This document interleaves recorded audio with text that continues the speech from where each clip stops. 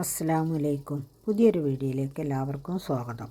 ഇന്ന് ഞാൻ ഉണ്ടാക്കുന്നത് പൈനാപ്പിൾ കൊണ്ട് അടിപൊളിയായിട്ടുള്ള ഒരു റെസിപ്പിയും പിന്നെ തേങ്ങാച്ചോറും ബീഫ് കറിയുമാണ്. ഇതുണ്ടാക്കുന്നതൊന്ന് കണ്ടു നോക്കാം. ഇനി തേങ്ങാച്ചോറ് ഉണ്ടാക്കി തുടങ്ങാം. അതിനായി 4 കപ്പ് മട്ട അരി കഴുകി സ്റ്റെയിനറിൽ വെച്ചിട്ടുണ്ടായിരുന്നു.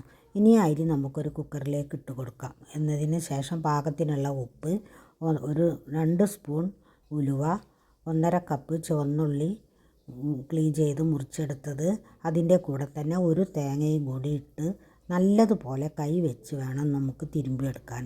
ഇങ്ങനെ തിരുമ്പിയെടുക്കുന്നത് തേങ്ങയുടെ പാലൊക്കെ ഇതിലേക്ക് ചേരാൻ വേണ്ടിയിട്ടാണ് കേട്ടോ.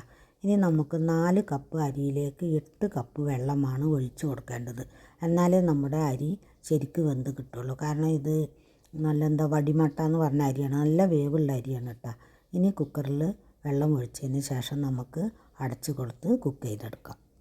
ഇനി ചോറ് വേവുന്ന സമയം കൊണ്ട് നമുക്ക് ബീഫ് ഉണ്ടാക്കിയെടുക്കാം. ബീഫ് കഴുകി കുക്കറിലേക്ക് ഇട്ട് കൊടുത്തതിന് ശേഷം 2 സബോള, 2 തക്കാളി, പച്ചമുളക്, ഇഞ്ചി വെളുത്തുള്ളി പേസ്റ്റ്, പാകത്തിനുള്ള ഉപ്പ്, പിന്നെ വറുത്ത് പൊടിച്ച മല്ലിപ്പൊടിയും സാദാ മല്ലിപ്പൊടിയും, ഗരം മസാല, പെരിഞ്ജീരകം, മഞ്ഞൾ, മുളക് പൊടി, ഇതെല്ലാം കൂടി ഇട്ടതിന് ശേഷം നമുക്ക് നല്ലതുപോലെ ഒന്ന് മിക്സ് ചെയ്ത് അടുപ്പത്തേക്ക് വെച്ച് കൊടുക്കാം. ബീഫ് ഉണ്ടാക്കുമ്പോൾ ഇങ്ങനെ ചെയ്താൽ മതി കേട്ടോ. കാരണം സവാള വഴറ്റാനോ തക്കാളി വഴറ്റാനോ ഒന്നും നിൽക്കേണ്ട ആവശ്യമില്ല. എല്ലാം കൂടി കയ്യിൽ വെച്ച് നല്ല തിരുമ്പി നമുക്ക് കുക്കർ അടച്ച് വേവിച്ചാൽ നല്ലതുപോലെ തന്നെ റെഡിയായി കിട്ടും. പിന്നെ കുറച്ച് ചുവന്ന ഉള്ളിയും കൂടി ഞാൻ ഇട്ടിട്ടുണ്ടായിരുന്നു. ഇപ്പോൾ ഇറച്ചിയും റെഡി ആയിട്ടുണ്ട്. ഇപ്പോൾ ചോറും ഇതാ നല്ലതുപോലെ വെന്ത് കിട്ടിയിട്ടുണ്ട്. ഇനി നമുക്കൊരു സർവിങ് ഡിഷിലേക്ക് വിളമ്പാം. അപ്പോൾ ഇന്നലെ ഉച്ചക്ക് ഈ ബീഫ് കറിയും അതേപോലെ തന്നെ തേങ്ങാച്ചോറും കൂടി ആയിരുന്നു കേട്ടോ. എന്നും പറയുന്ന പോലെ തന്നെ വീഡിയോ കാണുന്ന സമയത്ത് ഒന്ന് ലൈക്ക് ചെയ്യുക, സബ്സ്ക്രൈബ് ചെയ്യാതെ കാണുന്ന കൂട്ടുകാരാരെങ്കിലും ഉണ്ടെങ്കിൽ ഒന്ന് സബ്സ്ക്രൈബ് ചെയ്യുക, കമൻറ്റ് ചെയ്യുക, ഷെയർ ചെയ്യുക. എപ്പോഴും പറഞ്ഞ് നിങ്ങൾ വെറുപ്പിക്കുന്നതല്ല കേട്ടോ, എന്നാലും ഒന്ന് ലൈക്ക് ചെയ്യാൻ ആരും മറക്കരുത്. പൈനാപ്പിൾ കൊണ്ട് നമ്മൾ ജ്യൂസും അതേപോലെ പുഡിങ്ങൊക്കെയാണല്ലോ ഉണ്ടാക്കാറ്. ഇന്ന് വേറൊരു ഐറ്റമാണ് കേട്ടോ ഞാൻ ഉണ്ടാക്കുന്നത്. അപ്പോൾ അതൊന്ന് കണ്ടു നോക്കാം. അതിനായി ഒരു പൈനാപ്പിൾ ക്ലീൻ ചെയ്തെടുത്ത് വട്ടത്തിൽ മുറിച്ചെടുക്കുന്നുണ്ട്. ഈ മുറിച്ചെടുക്കുന്ന സമയത്ത് ഇതിൻ്റെ നടുവിലുണ്ടല്ലോ ഒരു കട്ടിയുള്ള ഭാഗം, അത് കളയണം കേട്ടോ.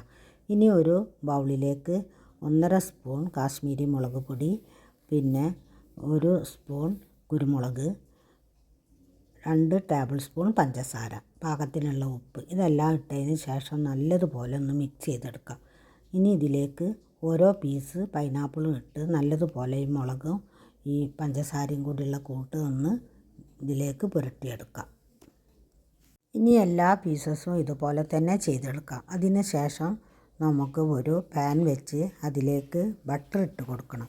ഞാൻ ഈ പ്രാവശ്യം വാങ്ങിയത് ഇതുപോലത്തെ ബട്ടറാണ് കേട്ടോ. ഇതാകുമ്പോൾ നമുക്ക് എളുപ്പമാണ്, 1-2 ഇട്ട് കൊടുക്കാമല്ലോ.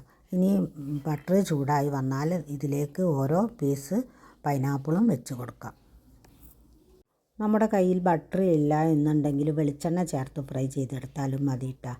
ഇനി ഇത് ഓരോ പീസും ഇതിലേക്ക് വെച്ച് കൊടുത്താൽ ലോ ഫ്ലെയിമിലായിരിക്കണം കേട്ടോ വെച്ച് കൊടുക്കുന്നത്. കാരണം ഇത് ഫ്രൈ ചെയ്ത് വരാൻ കുറച്ച് ടൈം എടുക്കുമല്ലോ. പിന്നെ അതുമാത്രമല്ല, മുറിച്ചെടുക്കുന്ന സമയത്ത് വളരെ തിന്നായി മുറിച്ചെടുക്കരുത്, അപ്പോൾ നമുക്ക് തിരിച്ചിട്ട് കൊടുക്കാൻ പറ്റില്ല കേട്ടോ. ഇനി പൈനാപ്പിളിൽ നിന്നും ഇറങ്ങുന്ന വെള്ളം ഉണ്ടല്ലോ, അത് വറ്റി വന്നാൽ ഈ പഞ്ചസാര നല്ലതുപോലെ കാരമലാവും കേട്ടോ. അങ്ങനെ ആയി വരുമ്പോഴാണ് ഇതിൽ നിന്നും മാറ്റിയെടുക്കേണ്ടത്. ഇപ്പോൾ ഇതാ പഞ്ചസാരയൊക്കെ നല്ല കളറിൽ കാരമലായി വന്നിട്ടുണ്ട്. ഇനി നമുക്കിത് പാനിൽ നിന്നും മാറ്റി കൊടുക്കാം. ഇനി ബാക്കിയുള്ളത് ഇതുപോലെ തന്നെ ഫ്രൈ ചെയ്തെടുക്കാം. എന്താണ് നിങ്ങളുടെയൊക്കെ വിശേഷം? എല്ലാവർക്കും സുഖമല്ലേ? നല്ല മഴയാണ് കേട്ടോ അവിടെ. എല്ലാവർക്കും ഇവിടെയും സുഖമാണ്, പക്ഷെ നല്ല മഴയാണ്. ബാക്കിയുള്ളതും ഇതുപോലെ തന്നെ ഞാൻ ഫ്രൈ ചെയ്തെടുത്തിട്ടുണ്ട് കേട്ടോ. ഇനി പൈനാപ്പിൾ വാങ്ങുമ്പോൾ എന്നും നമ്മൾ പിന്നെ ജ്യൂസൊക്കെ അല്ലേ ഉണ്ടാക്കാറ്. അപ്പോൾ ഇതുപോലെ ഒന്ന് ട്രൈ ചെയ്ത് കുട്ടികൾക്ക് കൊടുക്കുക. അടിപൊളി ടേസ്റ്റാണ് കേട്ടോ, ഞാൻ ഗ്യാരണ്ടിയാണ്. കാരണം അത്രയും ടേസ്റ്റാണ്, എല്ലാവർക്കും ഇഷ്ടപ്പെടും, കുട്ടികൾക്കൊക്കെ നല്ല ഇഷ്ടപ്പെടും. ഈ മഴയത്തൊക്കെ കഴിക്കാൻ പറ്റിയൊരു മധുരം തന്നെയാണ് കേട്ടോ. അപ്പോൾ ഇനി മറ്റൊരു വീഡിയോയുമായി കാണുന്നത് വരെ താങ്ക് യു ഫോർ വാച്ചിങ്.